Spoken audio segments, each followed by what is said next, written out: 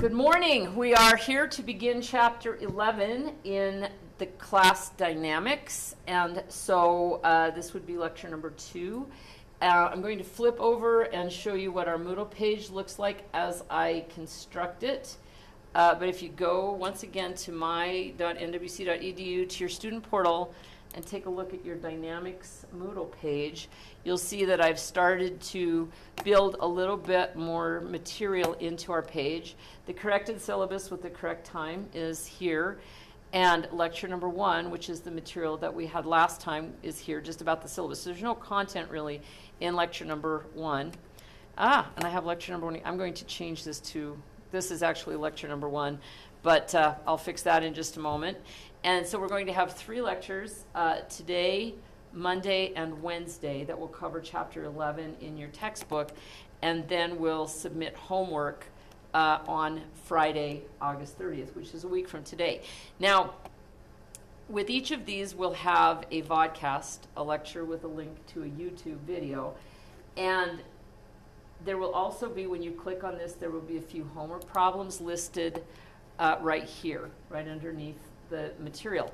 However, where the submit button is, where it says submit the homework for chapter 11, all of the homework assignments will be consolidated here. So in other words, when we get to that point, everything will be right here. But I'll try to put them on each of these lectures as well, because then you will have access to them if you're working your homework ahead. You won't have to wait for me to try to get everything up to speed. Okay, so that's what we have going on today. So today we are going to cover sections 11.1 and 11.2 in our textbook. 11.3 we will omit. It's an optional section, so we'll do 11.4 and 11.5. So today are some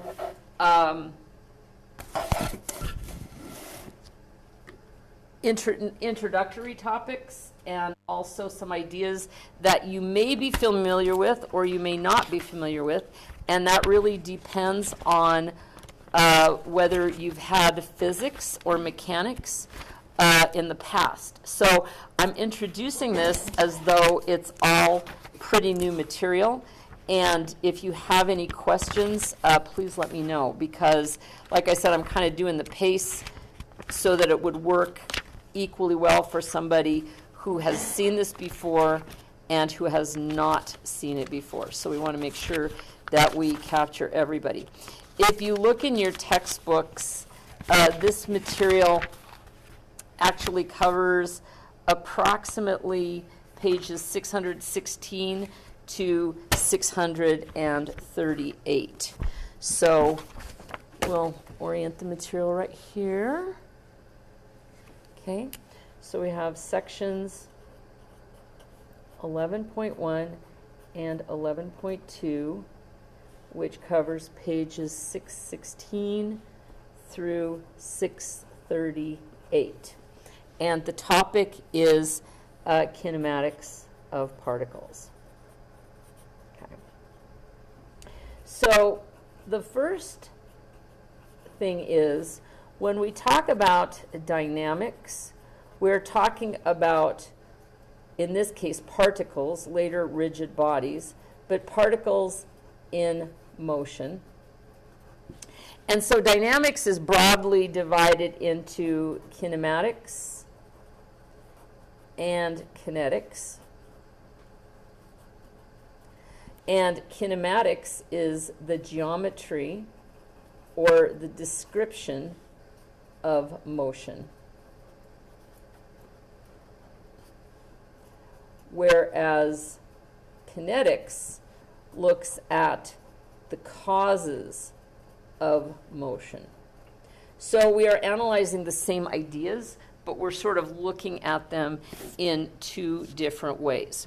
So when we talk about kinematics, we are going to consider the position of a particle,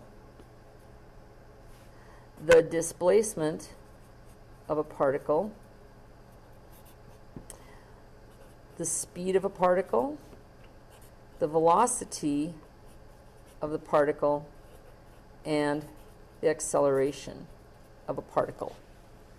Okay, now if we start by looking at, let's do this. We should break this into two as well. We should talk about average velocity and instantaneous velocity. So there's two different ways we can look at velocity. So the first thing we can do when we talk about position is if we have a particle, and what is the definition of a particle? Well, a particle is something with no mass and no size. So it's just a pinpoint that things act upon or that act. So in other words, nothing is truly a particle, but a lot of things behave like a particle. For example, if you have a small object or any size object that's very regular.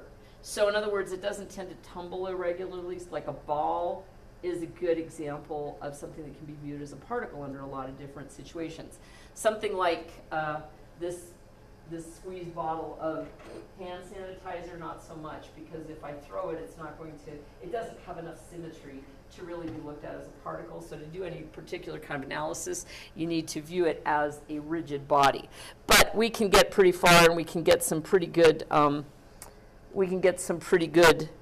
general principles by talking about particles. So for the meantime, we might describe something as a ball or a car or a pulley or a weight, but we're not going to really talk about the shape, except for that maybe it has a mass, but it's just a point mass, and it all acts from the same place. So we've kind of simplified the discussion, but there's still some pretty good stuff that comes out of this that we can build on for later on. All right. So if we think about let's think about this as being maybe out front of the building here, 7th Street, for example. Okay, if you have a car that's here at point 0, you can move it forward to some other point, which they call P. So you can move from point O to point P, and the distance between those 2 points, x, is the displacement. So in other words, O is the position of that particle at time 0. P is the position of that particle at time 1, and x is the displacement between those times. Now, things moving in this direction are positive. Things that move in this direction are negative. So if we think about like the intersection of 7th and division, if something moves that way, it's displaced positively. If it moves the other way, it's displaced negatively, or its position is positive or negative based on that as well. So if we were to extend ourselves down this way, that would be a positive displacement and also a positive position over this way. If we're going over toward the Trapper Village West, we have negative position and negative displacement. Now, one of the things that we really like to talk about that become very interesting to us are rates, okay? And both velocity and acceleration are rates of something that we're measuring. So, and I need to make a distinction here as well. If we talk about speed, we are talking about the magnitude of the rate of change of position, and velocity is the vector. So in other words, it's not the magnitude, but it's the vector, the magnitude and the direction of the rate of change of position. Now, we can also sometimes think about speed as being a rate of change of the displacement divided by time. But there are some pretty significant considerations in terms of the direction as well. So some of the things I would think about is, like if you draw a compass rose, north, south, east, and west. Okay. And if the center of the universe is indeed the Science and Math building here in Powell, Wyoming, if somebody says, where is Billings? And we say Billings is 90 miles from Science and Math building. Okay. On my compass rose, I mean, we all know, we probably have an idea of where Billings is, but what's wrong with that description? Yes, because we could go 90 miles, and now you get to laugh at me for not being able to draw a circle, which I'm not really able to draw a circle. I was talking with a guy that graduated from high school with my husband, who went to school here before I taught, because there is a time before I taught, although I've been here for an awfully long time. And the guy who taught here before me was named Don Fisher, and Don could draw a perfect circle freehand on a chalkboard. And he asked me, this guy asked me if I could do that, and I said, no, that is not a possibility. I can barely do it with many tools assisting me. But so this is like sometimes, but getting at the point that AJ says, I always get something of an egg shape, but that's kind of a circle. That's pretty good for me. So if we say 90 miles from the Math and Science building, it could be anywhere on that circle, couldn't it? And if we had a three-dimensional, it could also be 90 miles straight up. It could be 90 miles straight down, but that's a little bit more complicated. But in 2 dimensions, we have a lot of different choices for where Billings might be.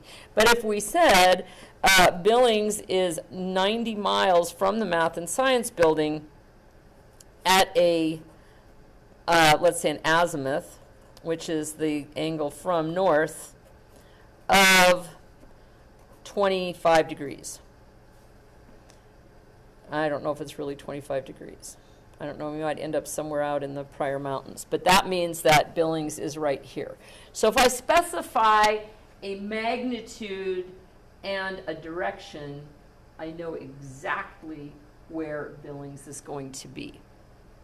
Now, it's kind of the same thing with speed and velocity. If I said, let's do this. Say for some reason I decide to drive to Billings and back. I don't know. I don't stop or anything. But I say, what was my average speed? You know, it took me 3.5 hours to do a round trip from here to Billings. What is my average speed? Well, it depends on if I'm talking about displacement or if I'm talking about position. Because if I'm talking about my displacement, if I start here in the Math and Science building, get in my car, drive to Billings, and come right back again, I really haven't gone anywhere, have I? So you might think, there were one way to interpret it would be that my rate of change of position would be equal to 0. But what I really mean by that is, well, I went up, I drove 90 miles, and it took me 1.5 hours. And then on the way back, I got behind a beat truck and a school bus, so it took me 120 minutes to go 1.5. It took me 1.5 miles, 90 miles, but this time it took me 2 hours to do that. Okay? So here, I have 90 minutes, 90 miles per 90 minutes, so that's 1 mile a minute, which is 60 miles per hour. So I was a nice law-abiding citizen.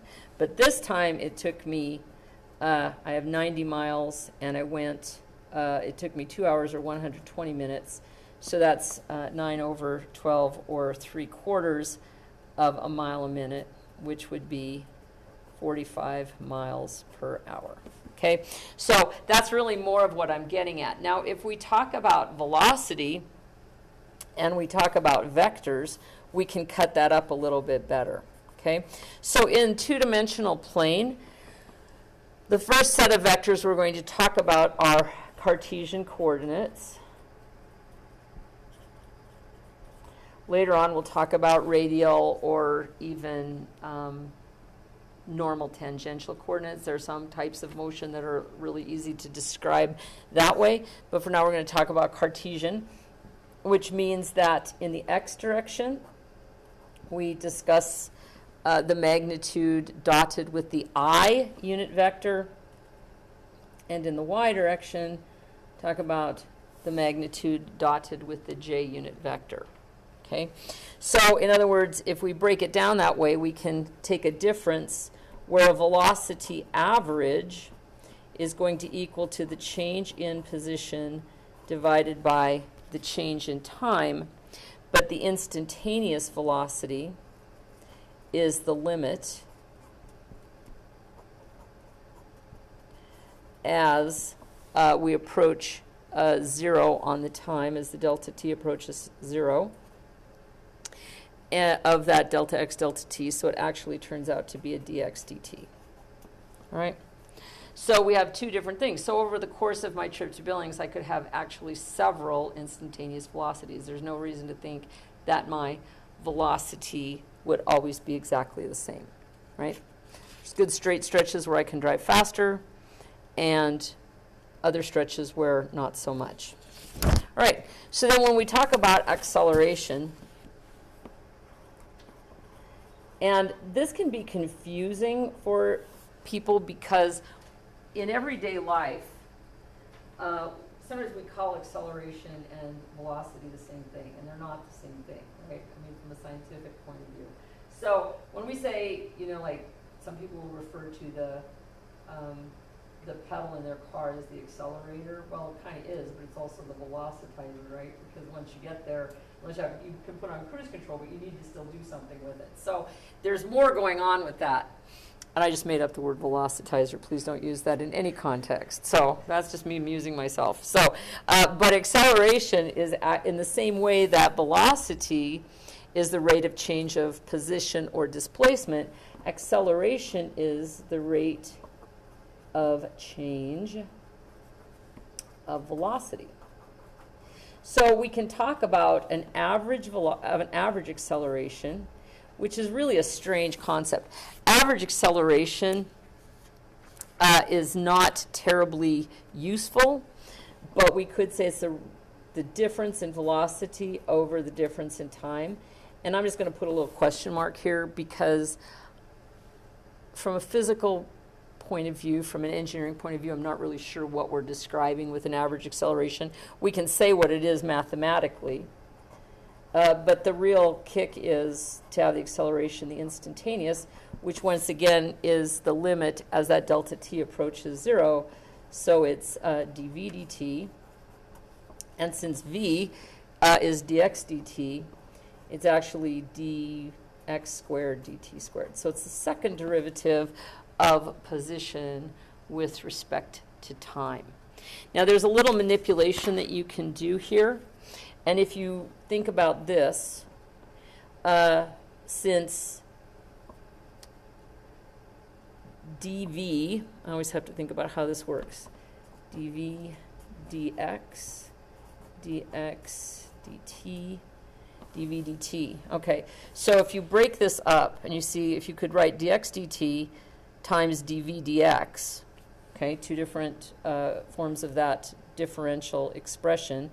Dx dt is actually velocity, isn't it?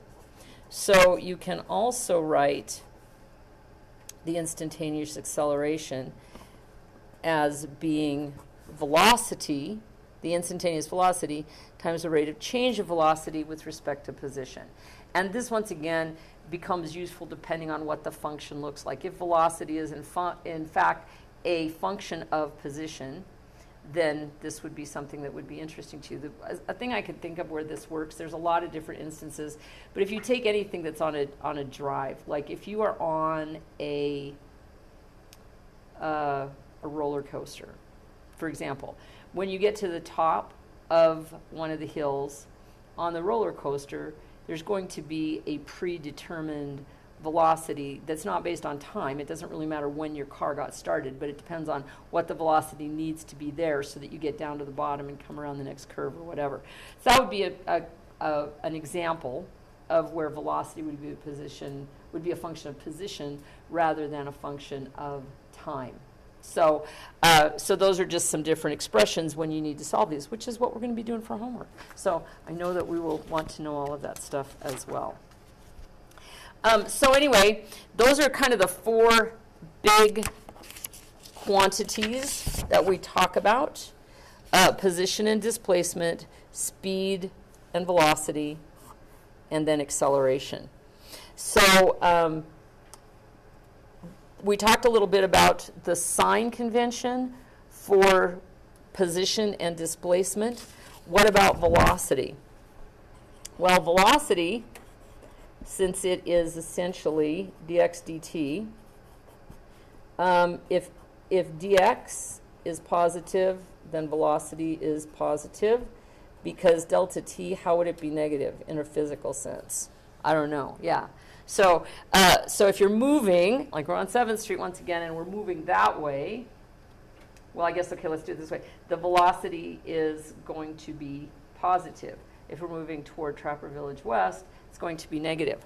Acceleration has a couple of different ways that it can be negative, right? So let's go dx squared dt squared. And let's also think about dv dx. Okay, so acceleration can be either, it can be positive if we are speeding up in a positive direction, or oddly enough, if we are slowing down in a negative direction. It will be negative if we are slowing down in a positive direction, and it will be, that's positive, it will be negative if we are speeding up in a negative direction.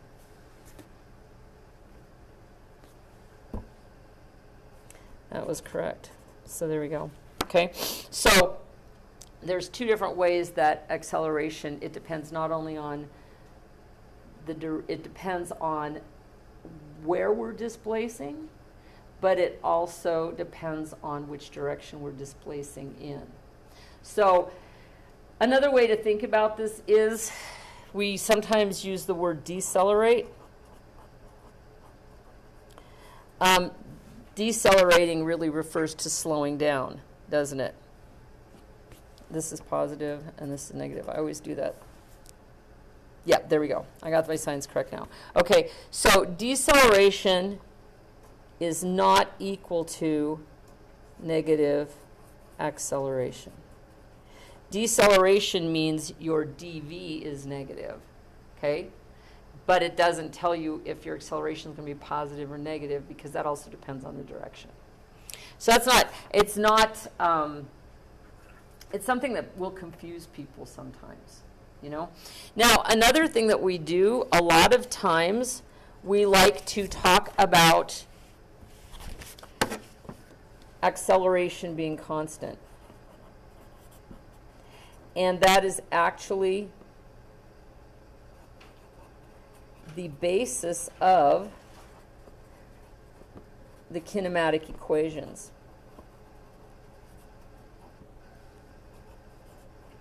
So in other words, if you had physics in high school, or if you've seen this before, when you write, and we'll talk about this more in depth, but like x is equal to x0 plus v0t, and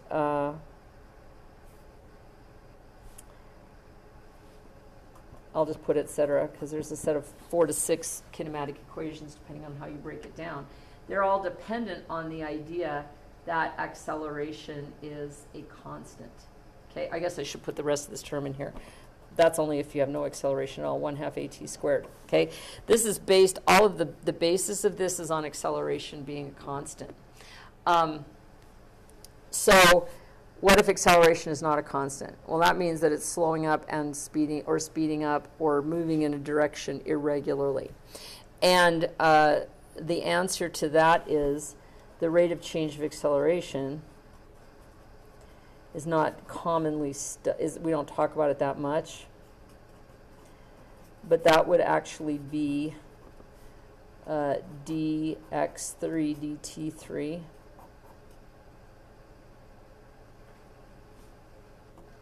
Okay, and it's called the jerk.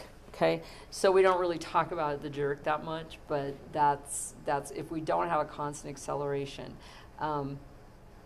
we need to consider that. We also just need to remember that if we have a constant acceleration, we can use kinematic equations. If not, we have to rederive. We have to go back to this idea that the jerk is equal to dx3, and then integrate or take the antiderivatives from there on up. All right. Do you guys have any questions yet? All right. Well, I'm going to talk a little bit more about section 11.2. And then if I have time, I'm going to work a problem. Otherwise, I'm going to turn you loose with some homework, and we'll attack some homework or problems when we come back in on Monday. So it just depends on how the time goes. All right. So section 11.2 talks about two terms. And, you know, we always love to get a lot of specialized language so that we can speak and code to each other, right? But we have the idea of uniform rectilinear motion and uniformly accelerated rectilinear motion. Okay, so if we break this down, once again, we're still in kinematics, so we're talking about a description of motion. We're still talking about the geometry. But rectilinear refers to the idea of that xy plane. And if we worked in 3 dimensions, which we're not going to unless we get into some very mathematically precise and distinguishable situations. But if we're talking about 2 or 3 dimensions, we're talking about x, y, possibly z, or the I, j, k unit vector system, where everything is mutually orthogonal and nothing is moving. So it's a fixed reference frame in the real world. Uniform means that velocity is constant, and uniformly accelerated means that velocity is not only constant, I'm sorry, and I should say, hang on just a second. Sorry. Uniformly accelerated tells me that acceleration is constant, okay? So in this case, acceleration is constant. It is, in fact, equal to 0. So in other words, this can be viewed as a subset of this, which is viewed as a subset of rectilinear motion in general. But in this case, we have no jerk in either 2 of these cases. So if we take a look at our equations, I'm going to start with uniformly accelerated rectilinear motion, just because uniform rectilinear motion is a subset of that. You'll see what I mean right away. In uniformly accelerated rectilinear motion, dv dt, which is equal to a, right, acceleration, is equal to a constant. All right, so what that means for us mathematically is that we could say that if we just look at this as being a separable first order equation, we can say that dv is equal to a dt. Now we could say that in any case, but if a were a function, this antiderivative would become a little bit more complicated. But if we do a derivative, or integral rather, from v to v0, from t to t0, this just becomes v minus v0, and since a is a constant, it will come outside of that integral and just be multiplied by the constant t minus t0. So this is just a statement of velocity as a function of acceleration and time for uniformly accelerated rectilinear motion. And this is one of the kinematic equations. And kinematic, we'll just talk about the rest of them in just a moment here. But if you look at this, the reason I said that uniform rectilinear motion is a subset of this, that means that this is equally true for uniform rectilinear motion. But in uniform rectilinear motion, acceleration is equal to 0, that means that v minus v0 is equal to 0, or v is equal to v0, which is just a mathematical way of saying the velocity doesn't change, the velocity is constant.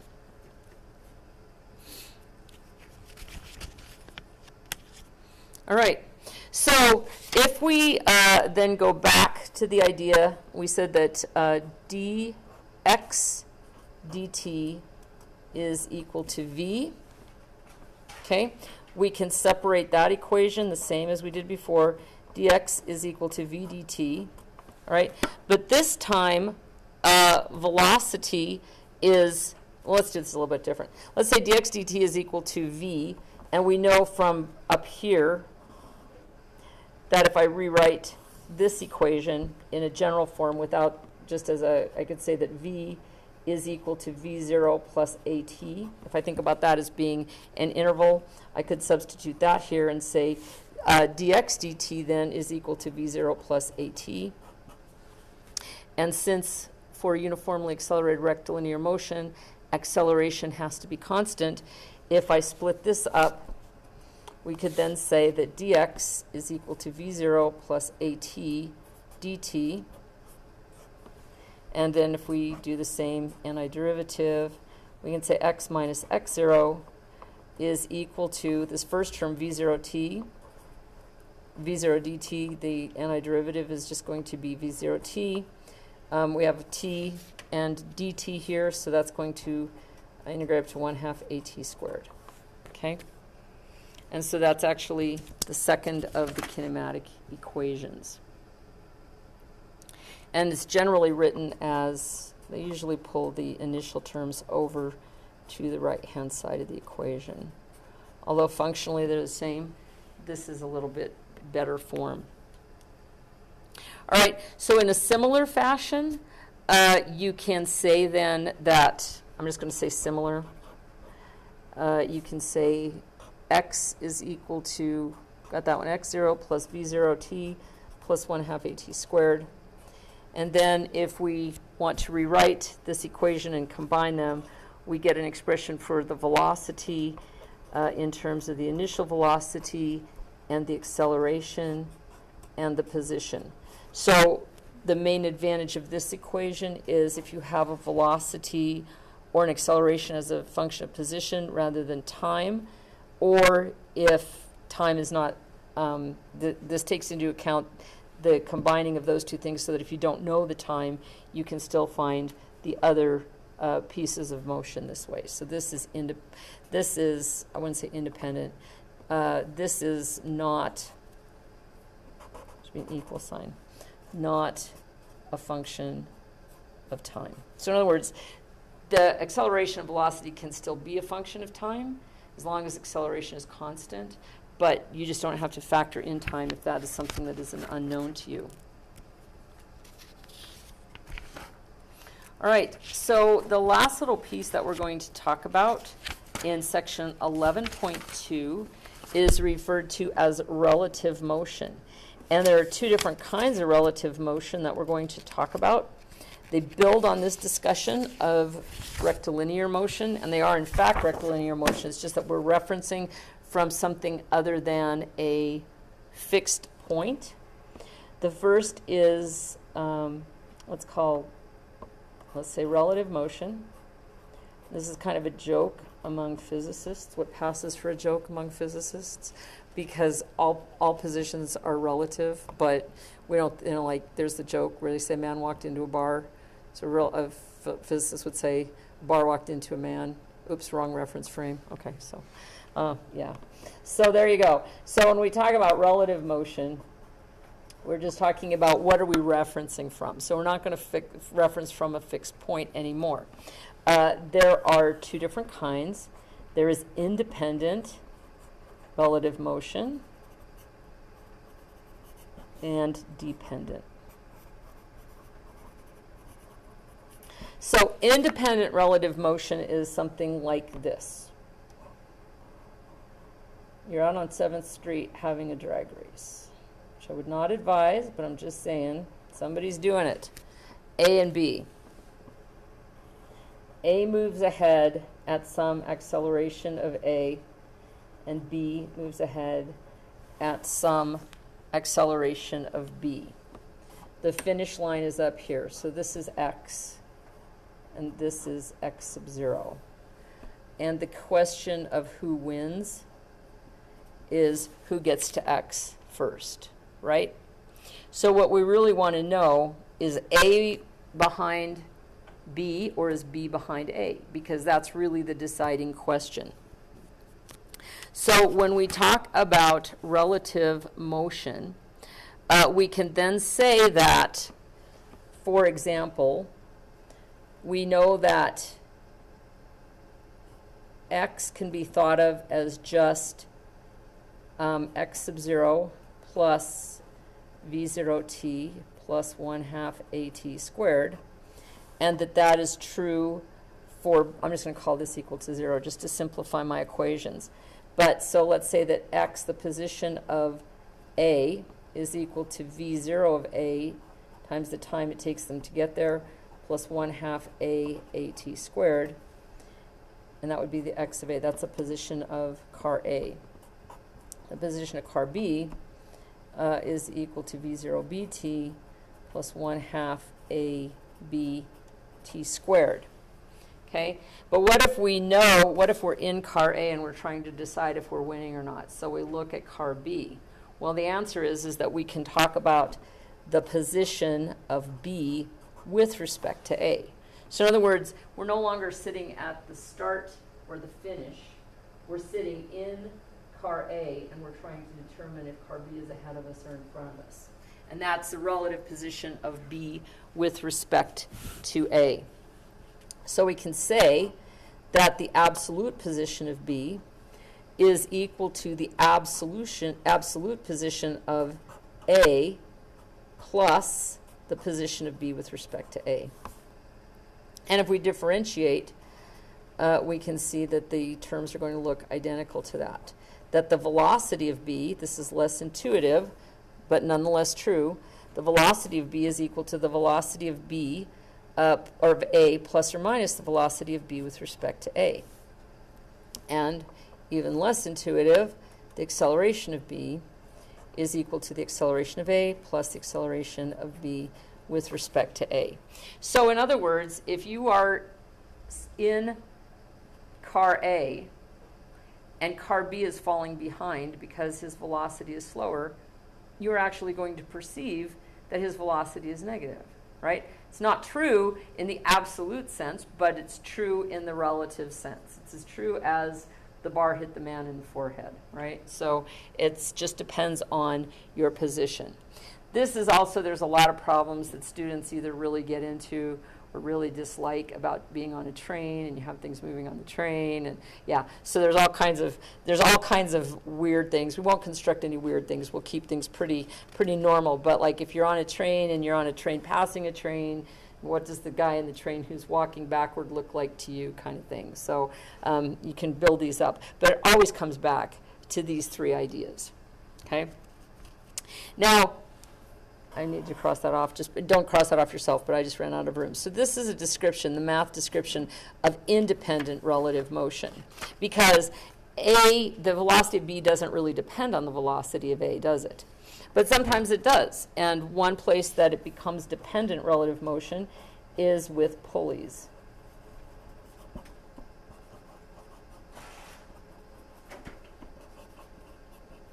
What that means is if you have a simple weight and pulley system,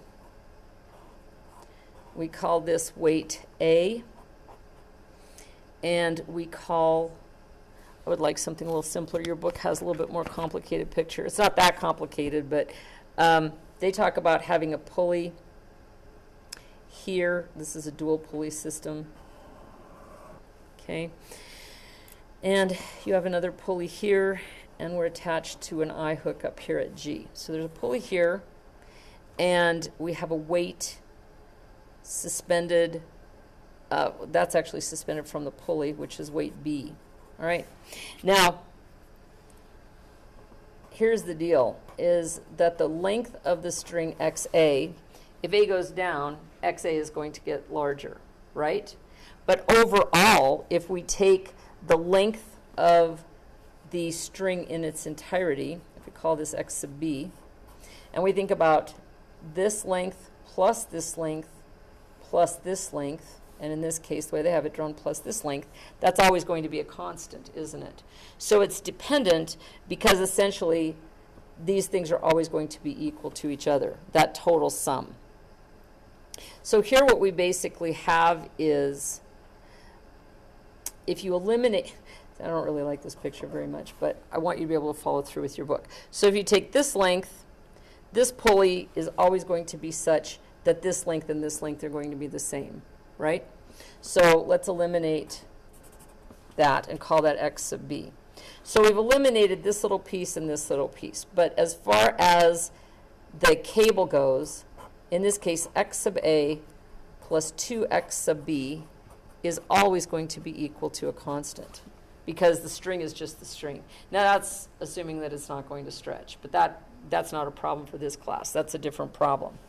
Now if we differentiate this, we can then say that the velocity of a plus 2 times the velocity of b, what's the derivative of any constant? Yeah, absolutely. So that's going to be equal to 0. And similarly, the acceleration of a plus 2 times the acceleration of b is also going to be equal to 0. So this will tie in really interestingly into the work energy principle later on. But what it means is that if x sub a drops some amount, that amount is going to be 2 times the amount that x sub b raises, isn't it? Or in the case of this pulley system, if x sub a drops by 2 feet, if weight a drops by 2 feet, that means that weight b is going to go up by 1 foot, okay? And so actually this is this whole idea of mechanical advantage in the sense that if you have a pulley, like let's say you're a kid and you're lucky enough to have a tree house, right?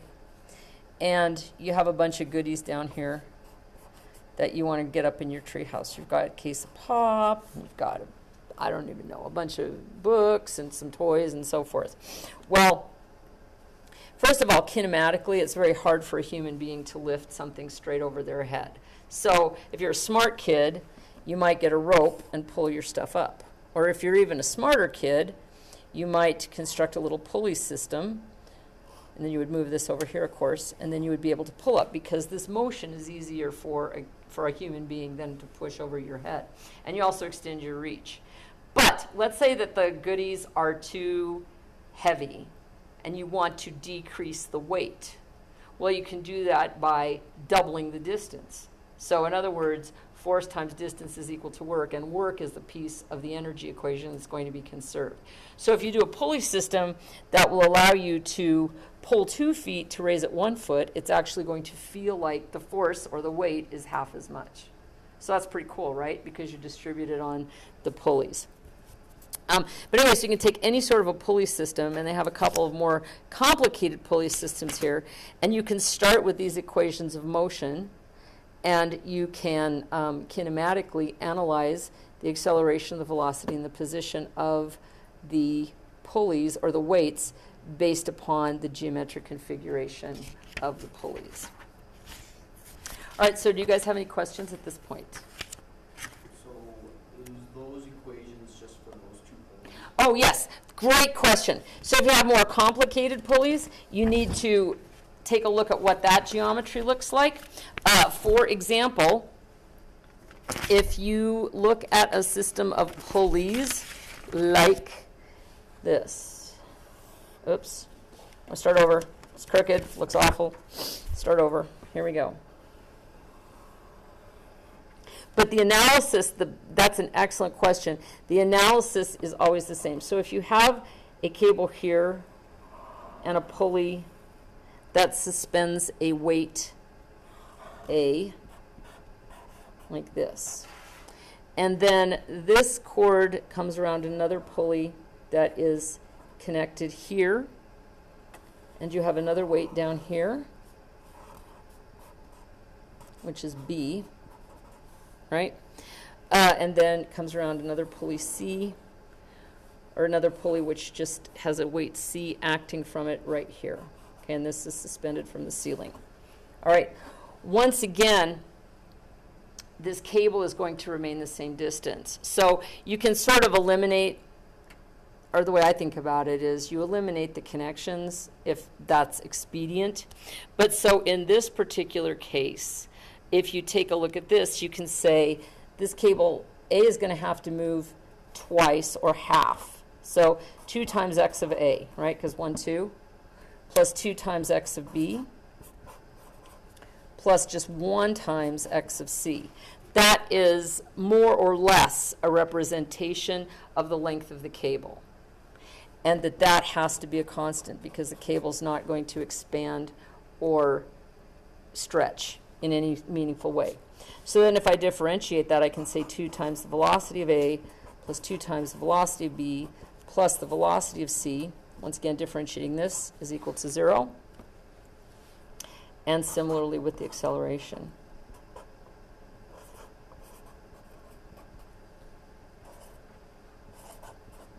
Okay, and so what that allows you to do is to use those other equations of motion. If this is accelerating at a constant rate, for example, you may know the acceleration of A or you may know the acceleration of C, and you can solve a system of linear equations to get the rest of the data. So, good question. Any other questions at this point? Well, we haven't worked any problems, and of course that is, as engineers, that's kind of where the rubber hits the road, right? So when we come back on Monday, we'll work some problems, but I'll put up on your Moodle page a couple of problems to get started with, and I'll just put them right here. So when you click on lecture 1, it will tell you those problems. So if you'll just give them the old college try, as they say, then when we come back on Monday, we'll address the specifics of those problems. And I'm not expecting you. I'd be pleasantly surprised if you were able to work them out, but I would just like you to give them a start, and then we can talk about them in class on Monday. So, all right? All right, well, thank you guys, and I will look forward to seeing you Monday. Have a wonderful weekend.